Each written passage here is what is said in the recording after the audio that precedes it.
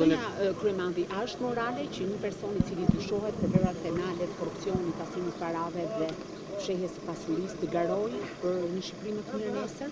Patjetër që është morale, biles është shumë e moralshme, duke pas parasysh në këtë sistem që ne jemi sot, ku e dim shumë mirë që ne kemi bërë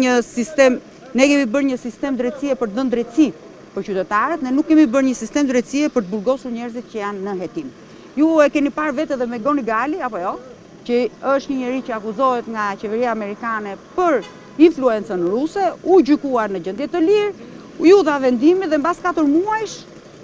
shkoi dhe për të kryer dënimin. Pra ne I burgosim njerëzit vetëm se janë në hetime dhe më pastaj bëjmë gjëra të tjera që e kërkojmë për ta larguar nga politika. Unë jam e bindur që rrëmbimi I Ilir Metës është bërë me urdhër të një gruaje që ka pasur inat personal me Ilir Metën, që sot është askushi Juri Kim, e cila I premtoi po themi parajsën mbi tokë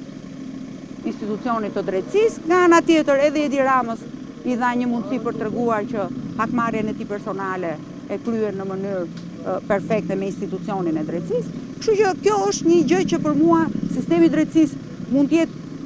I shumëpritur dhe I kërkuar, siç e kërkojnë që të gjithë, por nga ana tjetër mos harroni që thash, ne nuk kemi kërkuar një sistem drejtësie që të burgosim 300 veta apo 3000 veta, por kemi kërkuar drejtësi për shqiptarët. Unë nuk mendoj që sot shqiptarët gjejnë drejtësi më kollaj se ç'kan pas gjetur më përpara.